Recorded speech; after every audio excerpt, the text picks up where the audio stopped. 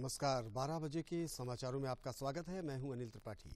सबसे पहले नजर डालते हैं इस बुलेटिन की हेडलाइंस पर। प्रधानमंत्री नरेंद्र मोदी G20 शिखर सम्मेलन में हिस्सा लेने के लिए सोमवार से बाली के दौरे पर। भारत को इस बार सौंपी जाएगी समूह की अध्यक्षता। विश्व के बड़े नेता खाद्य व ऊर्जा सुरक्षा, स्वास्थ्य और डिजिटल परिवर्तन जैसे अहम विषयों पर करेंगे चर्चा। उपराष्ट्रपति जगदीप धनखड़ ने कंबोडिया में 17वें पूर्वी एशिया शिखर सम्मेलन में लिया हिस्सा। वैश्विक खाद्य ऊर्जा सुरक्षा पर चर्चा करते हुए रखा अपना पक्ष। अमेरिकी राष्ट्रपति जो बाइडेन से भी की मुलाकात। मुख्यमंत्री योगी आदित्यनाथ ने आज गोरखपुर में सुनी जनता की समस्याएं। अधिकारियों को त्वरित कार्रवाई कर समस्याओं के शीघ्र निस्तारण के दिए निर्देश।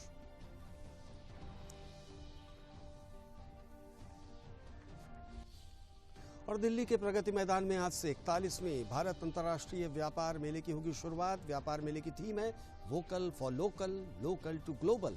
इस बार व्यापार मेले के फोकस राज्य हैं केरल और उत्तर प्रदेश। समाचारों में आपका स्वागत। अब खबरें विस्तार से। प्रधानमंत्री नरेंद्र मोदी 17वें G20 शिखर सम्मेलन में भाग लेने के लिए आज 3 दिन के इंडोनेशिया दौरे के लिए रवाना होंगे। सम्मेलन के दौरान G20 देशों के नेता सम्मेलन के विषय साथ बढ़ें, सशक्त बने पर वैश्विक चिंता से जुड़े प्रमुख मुद्दों पर विस्तार पूर्वक विचार विमर्श करेंगे। G20 शिखर सम्मेलन की कार्यसूची के अनुसार कुल 3 सत्र आयोजित होंगे। ये सत्र खाद्य, ऊर्जा सुरक्षा, स्वास्थ्य और डिजिटल परिवर्तन के बारे में होंगे, जिस पर सभी सदस्य देशों के नेता खुलकर बातचीत करेंगे। इस समूह में भारत के अलावा अर्जेंटीना, ऑस्ट्रेलिया, ब्राजील, कनाडा, चीन, France, Germany, Indonesia, Italy, Japan, Mexico, रूस, सऊदी अरब, दक्षिणी अफ्रीका, दक्षिण कोरिया, तुर्की, ब्रिटेन, अमेरिका और यूरोपीय संघ शामिल हैं। सम्मेलन के समापन सत्र में इंडोनेशिया के राष्ट्रपति G20 की अध्यक्षता सांकेतिक रूप से प्रधानमंत्री नरेंद्र मोदी को सौंपेंगे। भारत औपचारिक रूप से 1 दिसंबर 2022 से G20 का अध्यक्ष बनेगा। देखिए ये रिपोर्ट। प्रधानमंत्री नरेंद्र मोदी इंडोनेशिया के बाली में 17वें G20 शिखर सम्मेलन में भाग लेने के लिए सोमवार को 3 दिन के इंडोनेशिया दौरे पर रवाना होंगे। सम्मेलन के दौरान G20 देशों के नेता सम्मेलन के विषय साथ बढ़ें, सशक्त बने पर वैश्विक चिंता से जुड़े प्रमुख मुद्दों पर विस्तार पूर्वक विचार विमर्श करेंगे। G20 शिखर सम्मेलन की कार्यसूची के अनुसार कुल 3 सत्र आयोजित होंगे। ये सत्र खाद्य और ऊर्जा सुरक्षा, स्वास्थ्य और डिजिटल परिवर्तन के बारे में होंगे, जिस पर सभी सदस्य देशों के नेता विस्तृत बातचीत करेंगे। इस समूह में भारत के अलावा अर्जेंटीना, ऑस्ट्रेलिया, ब्राजील, कनाडा, चीन, France, Germany, Indonesia, Italy, Japan, Mexico, रूस, सऊदी अरब, दक्षिण अफ्रीका, दक्षिण कोरिया, तुर्की, ब्रिटेन, अमेरिका और यूरोपीय संघ शामिल हैं। G20 deliberations have acquired a greater salience in the current global economic and political context. Coming on the top of the existing environmental challenges, lack of progress in the SDGs and the pandemic, the world is currently struggling with many important challenges. These includes uneven post-pandemic economic recovery, debt vulnerabilities, especially in the countries of the global south, ongoing conflict in Europe and its knock-on effect such as food security challenges, energy crisis and inflation on all countries of the world. सम्मेलन के समापन सत्र में Indonesia के राष्ट्रपति G20 की अध्यक्षता सांकेतिक रूप से प्रधानमंत्री नरेंद्र मोदी को सौंपेंगे। भारत औपचारिक रूप से 1 दिसंबर 2022 से G20 का अध्यक्ष बनेगा। भारत के लिहाज से यह शिखर सम्मेलन काफी महत्वपूर्ण है।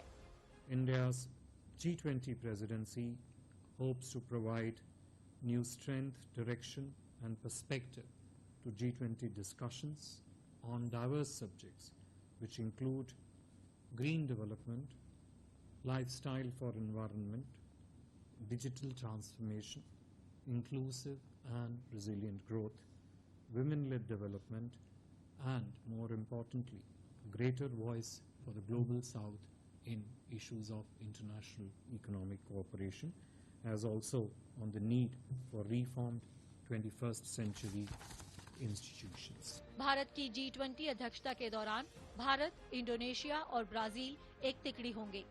G20 में यह पहली बार है कि इस तिकड़ी में विकासशील देश और उभरती हुई अर्थव्यवस्थाएं शामिल होंगी। During our G20 presidency, India, Indonesia and Brazil would be the Troika. This would be the first time in G20 that the Troika would consist of 3 developing countries and emerging economies in a row. India, as the next chair, would endeavor to provide a greater voice to issues of interest to the global south, as I said earlier, and steer the G20 agenda in a representative and balanced manner. यात्रा के दौरान प्रधानमंत्री नरेंद्र मोदी वैश्विक नेताओं के साथ द्विपक्षीय बैठकें भी करेंगे। वे बाली में भारतीय समुदाय के लोगों को संबोधित करेंगे और उनसे बातचीत करेंगे। माननीय प्रधानमंत्री जी यहाँ पे G20 समिट मीटिंग के लिए आ रहे हैं, इसीलिए बहुत ही कम समय के लिए वो यहाँ हैं, लेकिन फिर भी इस छोटे समय में भी उन्होंने भारतीय समुदाय के लोगों से मिलना अपना एक प्रोग्राम का हिस्सा रखा है। यह देखकर यहाँ का भारतीय समुदाय और भारतीय मूल का समुदाय बहुत उत्साहित है। G20 विश्व विकसित और विकासशील अर्थव्यवस्थाओं का अंतर सरकारी मंच है। इसमें 19 देश और यूरोपीय संघ शामिल हैं। G20 देशों के दायरे में वैश्विक सकल घरेलू उत्पाद का 85% और अंतर्राष्ट्रीय व्यापार का 75% और विश्व जनसंख्या का 2/3 हिस्सा प्रमुख आता है।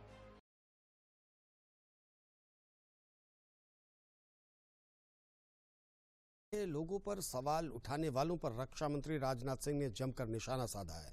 असल में G20 के नए लोगों में कमल का निशान होने को लेकर सवाल उठाए गए थे। अगले महीने से भारत G20 की अध्यक्षता करने जा रहा है। रक्षा मंत्री राजनाथ सिंह ने हरियाणा के झज्जर में एक जनसभा में कहा कि हमारी विरासत को लेकर भी लोग सवाल उठाते हैं। ये हमारे भारत की अस्मिता से जुड़े हुए प्रतीक हैं। उल्लेखनीय है कि G20 दुनिया के ऐसे देशों का समूह है जो दुनिया की 85% अर्थव्यवस्था पर पकड़ रखता है। भारत की सरकार ने ही 1950 में ही अपना राष्ट्रीय पुष्प घोषित कर दिया था, नेशनल फ्लावर घोषित कर दिया। और उन्होंने ये इसलिए किया क्योंकि कमल का फूल इस देश की सांस्कृतिक पहचान का प्रतीक है, इसलिए किया गया। जब 1857 में प्रथम स्वाधीनता संग्राम लड़ा गया मेरे बहनों भाइयों, तो आजादी के मतवालों ने एक हाथ में रोटी और एक हाथ में कमल का फूल लेकर जो है आजादी की लड़ाई लड़ी थी। अब किसी पार्टी का चुनाव चिन्ह है, इसलिए कमल के फूल को हमको छोड़ देना चाहिए? उसे राष्ट्रीय पुष्प, नेशनल फ्लावर की मान्यता उसकी रद्द कर देनी चाहिए? यदि किसी राजनीतिक पार्टी का चुनाव चिन्ह पंजा है तो क्या इस पंजे को काट देना चाहिए? पंजे का भी शब्द प्रयोग करना ही नहीं चाहिए। उधर कंबोडिया में पूर्वी एशिया शिखर सम्मेलन में भारत भागीदार देश के रूप में शामिल हुआ। भारत का प्रतिनिधित्व कर रहे उपराष्ट्रपति जगदीप धनखड़ ने इस सम्मेलन में खाद्य और ऊर्जा सुरक्षा पर भारत का रुख दुनिया के सामने रखा। उपराष्ट्रपति ने अमेरिका के राष्ट्रपति से भी मुलाकात करने के साथ ही अंकोर वाट मंदिर की यात्रा की। कंबोडिया के नोम पेह में 17वें पूर्वी एशिया शिखर सम्मेलन को संबोधित करते हुए उपराष्ट्रपति जगदीप धनखड़ ने रविवार को वैश्विक खाद्य ऊर्जा सुरक्षा पर चर्चा करते हुए अपना पक्ष रखा। उन्होंने अपने संबोधन में कहा कि भारत और आसियान देशों को आतंकवाद के खिलाफ सहयोग बढ़ाने का संकल्प लेने की जरूरत है। इस सम्मेलन में 10 आसियान देश और इसके 8 संवाद भागीदार भारत, चीन, जापान, दक्षिण कोरिया, ऑस्ट्रेलिया, न्यूजीलैंड, अमेरिका और रूस शामिल हैं। उपराष्ट्रपति ने सीएम रीप में टी फ्रॉम मंदिर में हॉल ऑफ डांसर्स का उद्घाटन किया। उपराष्ट्रपति ने अंकोर वाट मंदिर की एक छोटी यात्रा भी की, जहां भारत ने 80 के दशक के दौरान जीर्णोद्धार का काम शुरू किया था। The magnificent structures of Angkor Wat, Taprobhu, Preah Vihar, they are living testimony of the connect that the two countries have had. Our civilizational and cultural connect is being reflected now in the same ample attitude in the warmth of the people either side. उपराष्ट्रपति जगदीप धनखड़ ने अमेरिकी राष्ट्रपति Joe Biden से मुलाकात की। समाचारों का सिलसिला भी जारी रहेगा, लेकिन एक छोटे से ब्रेक के बाद। Hey girls! आज तो पार्टी चाहिए। चैंपियन के साथ सेल्फी लेंगे। आइडिया, यही करते हैं पार्टी। Pizza party. ये चल अपना कार्ड और पिन दे। मेरे कार्ड की डिटेल्स मैं खुद ही डालूंगी। आरबीआई कहता है अपना पिन, ओटीपी, सीवीवी या इंटरनेट बैंकिंग पासवर्ड किसी के साथ शेयर ना करें।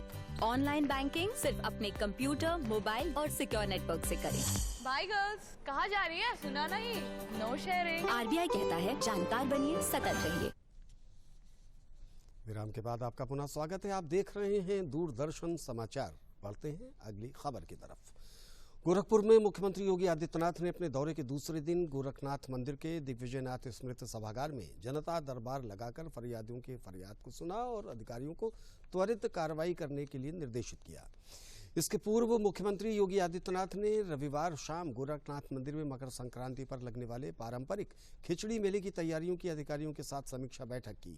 उन्होंने कहा कि खिचड़ी मेले से न सिर्फ पूर्वी उत्तर प्रदेश, बिहार बल्कि नेपाल से लेकर देश दुनिया के सनातन धर्म से जुड़े लोगों की आस्था जुड़ी है। इसके दृष्टिगत मेले में सभी बुनियादी सुविधाओं की व्यवस्था की जाए, जिससे मेले में आने वाले श्रद्धालुओं को बेहतर सुविधा उपलब्ध कराई जा सके। उन्होंने कहा कि दूरदर्शन और आकाशवाणी के जरिए मेले का सजीव प्रसारण किया जाएगा, ताकि वे लोग भी मेले का वर्चुअल आनंद उठा सकें जो किसी कारण इसमें शामिल नहीं हो पा रहे हैं। मेले में भीड़ को नियंत्रित करने तथा पुलिस सुरक्षा आदि की तैयारी पुलिस प्रशासन को सुनिश्चित करना है। पुलिस को सुरक्षा और सतर्कता पर विशेष ध्यान देने की जरूरत है। करा रहे हैं। आगरा में ऑल इंडिया एक्सपो और आगरा सर्राफा एसोसिएशन द्वारा आयोजित 3 दिवसीय business to business all India jewellery expo का आयोजन किया जा रहा है। केंद्रीय विधि एवं न्याय राज्य मंत्री प्रोफेसर एसपी सिंह बघेल और उच्च शिक्षा मंत्री योगेंद्र उपाध्याय द्वारा प्रदर्शनी का शुभारंभ किया गया। इस प्रदर्शनी में विभिन्न राज्यों के 40 से अधिक प्रदर्शकों द्वारा स्टॉल लगाकर आभूषणों का प्रदर्शन किया जा रहा है। प्रदर्शनी का अवलोकन करते हुए केंद्रीय विधि एवं न्याय राज्य मंत्री प्रोफेसर एसपी सिंह बघेल और कैबिनेट मंत्री योगेंद्र उपाध्याय द्वारा प्रदर्शनी का अवलोकन किया गया। केंद्रीय मंत्री एसपी सिंह बघेल ने कहा कि आगरा का चांदी कारोबार विश्व पटल पर अपनी अमिट छाप छोड़ने को तैयार है। उच्च शिक्षा मंत्री योगेंद्र उपाध्याय ने कहा कि चांदी की ज्वेलरी के कारोबार में एशिया का हब बने आगरा में पहली बार आयोजित की गई B2B ज्वेलरी प्रदर्शनी मुख्यमंत्री योगी आदित्यनाथ के प्रदेश में 1 बिलियन कारोबार के सपनों को पंख देगी और आगरा के लिए समृद्धि के द्वार खोलने वाली प्रदर्शनी साबित होगी। आगरा की धरती में पहली बार सर्राफा एसोसिएशन के द्वारा एक एग्जीबिशन के माध्यम से कहते हैं कि एशिया की नंबर 1 मंडी अगर सराफे के अंदर है तो आगरा है। तो शुभारंभ पहला हो रहा है, तो धन्यवाद देना चाहता हूँ सराफे अधिकारियों को। शुरुआत आगरे में करी, मेट्रो सिटी के अंदर कलकत्ता, मुंबई, दिल्ली में लगती थी एग्जीबिशन, आगरा में प्रारंभ किया है। तौर पर इससे व्यापार का ग्रोथ भी बढ़ेगा और व्यापारियों का भी ग्रोथ बढ़ेगा और आगरा का भी ग्रोथ बढ़ेगा। वाराणसी की डिवीजन फास्ट ट्रैक कोर्ट में आज सुनवाई होगी। फास्ट ट्रैक कोर्ट में शिवलिंग की पूजा करने की याचिका को लेकर किरण सिंह की तरफ से अपील की गई है। फास्ट ट्रैक कोर्ट में 3 मुख्य मांगों के साथ ये याचिका दायर की गई थी। इसमें स्वयंभू ज्योतिर्लिंग भगवान विश्वेश्वर की प्रार्थना, तत्काल शुरू करने की अनुमति देने, ज्ञानवापी परिसर को हिंदुओं को सौंपने और मुस्लिम समुदाय का ज्ञानवापी परिसर में प्रवेश रोकने की मांग की गई थी। इस मामले में प्रतिवादी पक्ष की ओर से फैसला सुनने योग्य न मानते हुए कोर्ट से इस याचिका को निरस्त करने की मांग की गई थी। इसे लेकर अदालत को आज मामला सुनने योग्य है या नहीं, इस पर अपना आदेश देना है। उन्नाव के रामलीला मैदान में श्रीमद् भागवत कथा का शुभारंभ हो गया है। शुभारंभ से पहले देवकी नंदन ठाकुर जी महाराज की भागवत कथा में उप मुख्यमंत्री ब्रिजेश पाठक और उत्तर प्रदेश विधानसभा अध्यक्ष सतीश महाना शामिल हुए, जहां विधि विधान से पूजा अर्चना के बाद भागवत कथा की शुरुआत की गई। इस अवसर पर मंच पर पहुंचकर विधानसभा अध्यक्ष ने देवकी नंदन जी से आशीर्वाद लिया और कथा भी सुनी। उन्होंने कहा कि भारत भूमि देवभूमि है, भारत की संस्कृति सदियों पुरानी है, ऐसी ही कथाएं समाज में जागरूकता पैदा करेंगी। उन्होंने कहा कि सत पथ पर चलकर हम समाज और राष्ट्र की सेवा कर सकेंगे। वहीं उप मुख्यमंत्री ब्रजेश पाठक ने मीडिया से बातचीत में मैनपुरी रामपुर में उपचुनाव को लेकर कहा कि हमारे कार्यकर्ता घर घर जा रहे हैं, तैयारी कर रहे हैं, जल्दी ही प्रत्याशी घोषित करेंगे। भारतीय जनता पार्टी मैनपुरी रामपुर और खटौती में भी प्रचंड बहुमत से जीत हासिल करेगी। भारत की संस्कृति सदियों पुरानी है। भारत दुनिया को एक दिशा देता था। भारत माता की गोद में जन्म लेने वाला हर व्यक्ति आध्यात्मिक है। आत्मा को परमात्मा के साथ जोड़ने का उसको संकल्प होता है। इस प्रकार की कथाएं एक पवित्र वातावरण बनाती हैं। जनप्रतिनिधियों के द्वारा जो काम किया जाता है उनको एक प्रेरणा देती है। मुझे प्रसन्नता है कि उन्नाव के सदर विधायक भाई पंकज जी ने हर वर्ष, पिछले वर्ष भी श्री देवकीनंदन जी की कथा का आयोजन किया था और अभी भी किया।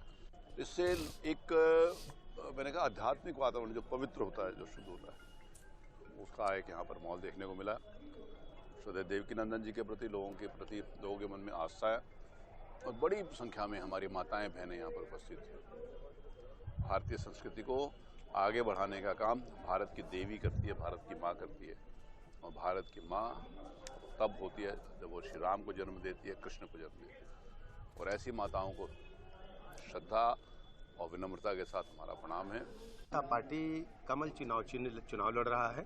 हमारे कार्यकर्ता घर घर जा रहे हैं, तैयारी कर रहे हैं और शीघ्र ही आपको प्रत्याशी घोषित हम करेंगे। जैसे केंद्रीय नेतृत्व हरी झंडी देगा और भारतीय जनता पार्टी वहाँ प्रचंड बहुमत से चुनाव जीतेगी। भारतीय जनता पार्टी मैनपुरी और खतौली और जो रामपुर में उपचुनाव है, तीनों जगह भाजपा चुनाव जीतेगी। मुजफ्फरनगर में गांधीनगर स्थित भाजपा कार्यालय पर पार्टी पदाधिकारियों की बैठक में भाजपा प्रदेश अध्यक्ष भूपेन्द्र चौधरी ने कहा कि भाजपा कार्यकर्ता निकाय चुनाव और खतौली उपचुनाव की तैयारी में जुट जाएं। कार्यकर्ता पूरे उत्साह के साथ कार्य करें। भाजपा ऐसा राजनीतिक दल है जिसने अपने कार्यकर्ताओं के बल पर केंद्र और प्रदेश में सरकार बनाई है। क्षेत्रीय अध्यक्ष मोहित बेनीवाल ने कहा कि प्रधानमंत्री नरेंद्र मोदी ने दुनिया में देश का मान और सम्मान बढ़ाया है। वहीं मुख्यमंत्री योगी आदित्यनाथ ने प्रदेश में कानून का राज स्थापित किया है। बैठक में केंद्रीय राज्य मंत्री संजीव बालियान, राज्य मंत्री कपिल देव अग्रवाल भी मौजूद हैं। अध्यक्ष बनने के बाद पहली बार मुजफ्फरनगर जनपद का प्रवास हुआ है। खतौली का उपचुनाव है, नगर निकायों के चुनाव है। हम सब लोग पूरी तैयारी के साथ अपने संगठन के काम के आधार पर और अपनी सरकारों के परफॉर्मेंस के आधार पर, हमारी सरकारों ने जो काम किए हैं उन कामों के आधार पर नगर निकाय भी जीतेंगे और निश्चित रूप से जितनी बार पिछली बार खतौली का विधानसभा चुनाव जीते थे उससे दुगने मतों से भाजपा चुनाव जीतेगी। लेकिन भारतीय जनता पार्टी के कार्यकर्ता जनता के बीच में लगातार जब से चुनाव हुए हैं उससे पहले से भी हम लोग जनता के बीच में, चाहे सेवा के काम हो, चाहे रचनात्मक काम हो या हमारी सरकार की जो काम हो, जनता के बीच में हमारी उपस्थिति है और हमारा गठजोड़ है जनता से और जनता का गठजोड़ मोदी जी से और योगी जी। मेरठ के सरधना स्थित मंडी चामरान मोहल्ले में बीते दिनों दूषित पानी पीने का मामला प्रकाश में आया था। दूषित पानी पीने से रेखा नाम की महिला और सलमान नाम के पुरुष की मौत हो गई थी। सीएमओ डॉक्टर अखिलेश मोहन ने बताया कि 65 साल की महिला और 20 साल के युवक की दूषित पानी पीने से मौत हुई थी। सीएमओ ने कहा कि सरधना स्थित मंडी चामरान मोहल्ले में सड़क की मरम्मत के दौरान पानी के पाइप में क्रैक आए थे, जिसके कारण घरों तक दूषित पानी पहुंचा। लोगों ने पानी पिया, उन्हें उल्टी दस्त की शिकायत शुरू हो गई। सीएमओ ने बताया कि 241 लोग दूषित पानी पीने से बीमार हुए थे, जिनमें से 206 लोग इलाज के बाद स्वस्थ हो गए हैं। सरधना के अंदर एक मोहल्ला है मंडी चामरान, जिसके अंदर सड़क की रिपेयर के दौरान कुछ पाइप्स डिस्ट्रक्ट हो गए थे। कुछ पाइप्स में क्रैक्स आने की वजह से संभवतः पानी घरों के अंदर चला गया, जिसकी वजह से वहाँ पे लोगों को उल्टी दस्त हुई और 241 लोगों को इसके अंदर इन्फेक्ट हुए। 241 के अंदर से मैं कहूँगा कि सारे के सारे जो पेशेंट्स थे अलग अलग स्टेजेस में थे, जिसके अंदर हमारे CHC के ऊपर कुल मिला के 91 केसेस हमारे यहाँ एडमिट हुए और ट्रीट हुए। 58 केसेस वहाँ से रेफर हुए हमारे यहाँ। आज की तारीख में कुल मिला के 206 लोग ट्रीटमेंट के बाद डिस्चार्ज हो चुके हैं और कुल 35 पेशेंट्स ऐसे हैं जो कि हमारे यहाँ एडमिटेड हैं। CHC सरधना में 12 पेशेंट्स एडमिटेड हैं तथा LLRM मेडिकल कॉलेज में 23 पेशेंट्स एडमिटेड। जिला विधिक सेवा प्राधिकरण ने कल लखनऊ के बख्शी का तालाब क्षेत्र में आयोजित मेगा विधिक सेवा शिविर में 62 दिव्यांगजनों को ट्राईसाइकिल, श्रवण यंत्र और व्हील चेयर वितरित किए। उत्तर प्रदेश राज्य विधिक सेवा प्राधिकरण के सदस्य संजय सिंह और अपर जनपद न्यायाधीश अजय विक्रम सिंह ने योजना के लाभार्थियों से सीधा संवाद किया। विधिक सेवा प्राधिकरण द्वारा इस कार्यक्रम के माध्यम से दिव्यांगजनों को विधिक रूप से जागरूक करने के साथ ही उनके जीवन से जुड़ी लाभप्रद योजनाओं की जानकारी दी गई। इस अवसर पर सरकार द्वारा चलाई जा रही योजनाओं के 40 स्टॉल भी लगाए गए।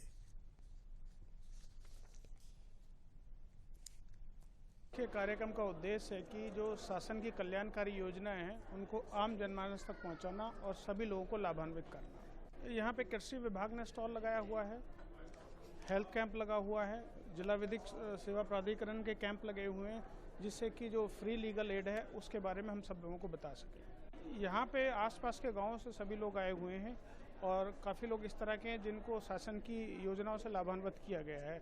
अभी हम लोग जा रहे हैं जिन कुछ लोगों को ट्राईसाइकिल्स देनी है और जो बाकी योजना है उनका लाभ देना है सभी। ये शिविर का आयोजन आज ही किया गया है और हम लोगों ने आज सुबह से ही यहाँ पे शिविर लगा रखा है। हमारे पास कीड़ी की दवाइयाँ, किलने की दवाइयाँ, मतलब पशुओं में जितने विभिन्न प्रकार के जो रोग होते हैं उससे संबंधी हमने सारी दवाइयाँ यहाँ पे उपलब्ध करा रखी है और हम निःशुल्क इसका वितरण कर रहे हैं पशुपालकों। कन्नौज जिले के प्राथमिक विद्यालयों में पढ़ने वाले छात्र छात्राओं ने कबाड़ से जुगाड़ की नीति को अपनाकर ऐसे प्रोजेक्ट के मॉडल तैयार किए हैं जो सच में काबिले तारीफ हैं। इतना ही नहीं, अपने हुनर का प्रदर्शन कर सरकारी स्कूलों में पढ़ने वाले इन बच्चों ने आम आदमी की उस सोच को भी बदलने पर मजबूर कर दिया है जहां लोग सरकारी स्कूलों की शिक्षा को गुणवत्तापूर्ण नहीं मानते थे, लेकिन यहाँ के बच्चों के द्वारा तैयार किए गए मॉडल इनकी काबिलियत बताते हैं। यहाँ राष्ट्रीय आविष्कार अभियान के अंतर्गत परिषदीय विद्यालयों के छात्र छात्राओं द्वारा विज्ञान प्रदर्शनी का आयोजन किया गया, जिसमें होनहार छात्रों ने कबाड़ से जुगाड़ अपनाकर कई तरह के आधुनिक प्रोजेक्ट मॉडल का प्रदर्शन किया। कक्षा 7 में पढ़ने वाले छात्र करण कटियार ने पहाड़ों पर बिजली बनाने वाले प्रोजेक्ट मॉडल के बारे में बताया कि पहाड़ों पर बिजली पहुंचाना मुश्किल है, इसलिए हाइड्रो पावर प्लांट के माध्यम से बिजली आपूर्ति की जा सकती है। कक्षा 7 में पढ़ने वाले छात्र यश कुमार ने बताया कि उसने कबाड़ से जुगाड़ कर 3-in-1 कूलर बनाया है, जिसमें तेल के पीपे का प्रयोग किया है। इस कूलर की खास बात यह है कि गर्मी और सर्दी दोनों में काम आता है। अगर बिजली है तो इससे बिजली की रोशनी भी की जा सकती है। जिला बेसिक शिक्षा अधिकारी ने बताया कि छात्र छात्राओं के अंदर छुपे हुनर को निखारने के लिए राष्ट्रीय आविष्कार अभियान चलाया जा रहा है। इसमें बच्चों द्वारा तैयार किए गए आधुनिक मॉडलों का प्रदर्शन किया जाता है। जिन छात्र छात्राओं के मॉडल अच्छे होते हैं उनको पुरस्कार भी दिया जाता है। इन बच्चों द्वारा जो कबाड़ से जुगाड़ कर मॉडलों को तैयार किया गया है वो सच में बेहतरीन है।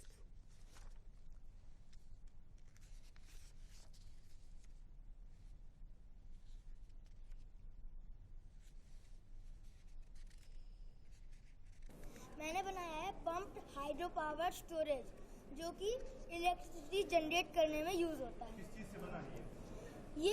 हम लोगों ने इसको बनाने के लिए कबाड़ से जुगाड़ वाली पद्धति अपनाई है, जिससे हम लोगों ने वेस्ट मटेरियल का यूज करके इसको बनाया है। इसमें बहुत कम खर्चा हुआ है, लगभग ना के बराबर खर्चा है, बहुत कम खर्चा हुआ है। तो इसका उपयोग हम लोगों को बिजली बनाने में होता है, इससे हम लोग बिजली बना सकते हैं। मेरा नाम यश कुमार है और ये मैंने 3-in-1 कूलर बनाया है, जो कबाड़ जो लोग कबाड़ फेंक देते हैं, जैसे कि टीन का डिब्बा जो है, तेल हम लोग खरीदते हैं, उस पर टीन का निकलता है, वो लोग फेंकते थे, उसी डिब्बे से हमने ये कूलर बनाया। देखिए कूलर है, यहाँ से देखिए तेल निकलता है, यहाँ पे हमने वायर निकालने के लिए उपयोग किया है और हमने इसमें मोटर लगाया है, इससे हम वाटर पंप बनाएंगे। वाटर पंप हमने बनाया है, वाटर पंप बना के हमने ये पंप दी है, इसमें मोटर लगाया, 12 वोल्टेज का मोटर है और इसमें एक हमने बैटरी लगाई है, इसके अंदर बैटरी है और इसमें चार्जर भी है जिससे हम चलाते हैं, मतलब जिससे बैटरी को ये राष्ट्रीय आविष्कार योजना हमारे भारत सरकार की, उत्तर प्रदेश सरकार की एक योजना है, जिसमें सुदूर बच्चे जो उनके अंदर वैज्ञानिक बनने की प्रतिभाएं हैं उनको निखारने की एक प्रक्रिया है। इसी प्रक्रिया के क्रम में हम सबसे पहले ब्लॉक लेवल पे, उसके बाद जो बच्चे वहाँ से जीत के आए थे उनकी हम जिले स्तर पे प्रतियोगिता कराए थे। यहाँ पे कल वही प्रतियोगिता हुई थी, उसमें ढेर सारे बच्चों ने अपने अपने मॉडल रखा था। बहुत से बच्चों ने कबाड़ से जुगाड़ के आधार पे नई नई चीज़ें खोज करके ले आए थे। उन्हीं का आयोजन किया गया था। गोवा में आयोजित होने वाले 53वें अंतर्राष्ट्रीय फिल्म महोत्सव के लिए 75 क्रिएटिव माइंड्स को चुना गया है। सूचना और प्रसारण मंत्री अनुराग सिंह ठाकुर ने कहा कि 75 क्रिएटिव माइंड्स ऑफ टुमारो का उद्देश्य फिल्म निर्माण में विभिन्न प्रतिभा और युवा कलाकारों को प्रोत्साहित करना है। इस बार 75 क्रिएटिव माइंड्स के लिए फिल्म फेस्टिवल में 1000 से अधिक प्रविष्टियां आई हैं, जिनमें असम के सोनितपुर, ओडिशा के खोड़ा, आंध्र प्रदेश, तमिलनाडु और महाराष्ट्र से भी प्रविष्टियां शामिल हैं। अंतर्राष्ट्रीय व्यापार मेला आज से नई दिल्ली के प्रगति मैदान में शुरू हो रहा है। वाणिज्य और उद्योग मंत्री पीयूष गोयल मेले का उद्घाटन करेंगे। व्यापार मेला 27 नवंबर तक चलेगा। इस बार मेले की थीम वोकल फॉर लोकल और लोकल टू ग्लोबल है। मेले में साझेदार राज्य जहां बिहार, झारखंड होंगे तो वहीं महाराष्ट्र भी होगा। इसके साथ फोकस राज्य की बात की जाए तो इस बार फोकस राज्य केरल और उत्तर प्रदेश है। दिल्ली के प्रगति मैदान में सोमवार यानी 14 नवंबर से ITPO द्वारा भारत अंतर्राष्ट्रीय व्यापार मेले का आयोजन किया गया है। मेला 14 नवंबर से 27 नवंबर तक चलेगा। इसमें 14 से 18 नवंबर तक कारोबारी और व्यापारी वर्ग के लिए रखा गया है, जबकि 19 से 27 नवंबर तक आम लोग इस ट्रेड फेयर का दीदार कर सकेंगे। इस बार vocal for local, local to global theme पर मेले का आयोजन किया जा रहा है। इस बार मेले में बिहार, झारखंड और महाराष्ट्र को साझेदार राज्य का दर्जा दिया गया है, जबकि फोकस राज्य केरल और उत्तर प्रदेश रहेंगे। इस 14 दिवसीय मेले में करीब 2500 से ज्यादा घरेलू और विदेशी प्रदर्शक अपने उत्पादों को प्रदर्शित करेंगे। इसमें विदेशी भागीदारी Afghanistan, Bangladesh, Bahrain, Belarus, Iran, Nepal, Thailand, तुर्की, संयुक्त अरब अमीरात और ब्रिटेन सहित 12 देशों से रहेगी। मेले में प्रवेश के लिए टिकट दिल्ली मेट्रो के 67 स्टेशनों पर उपलब्ध रहेंगे। प्रगति मैदान में आयोजित होने वाले ट्रेड फेयर को देखने के लिए काफी संख्या में लोग आते हैं। ऐसे में आयोजकों ने मेले में सुरक्षा के व्यापक इंतजाम किए हैं।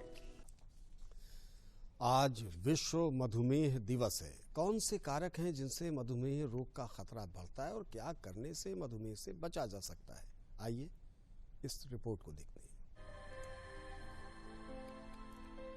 मधुमेह स्वास्थ्य के लिए बड़ा खतरा है। अनियंत्रित जीवन शैली के कारण मधुमेह रोग काफी लोगों को अपनी गिरफ्त में ले रहा है। मधुमेह रोग के लिए कई कारक जिम्मेदार हैं। मधुमेह वो स्थिति है जिसमें शरीर में स्थित पैनक्रियाज में इंसुलिन नहीं बनता।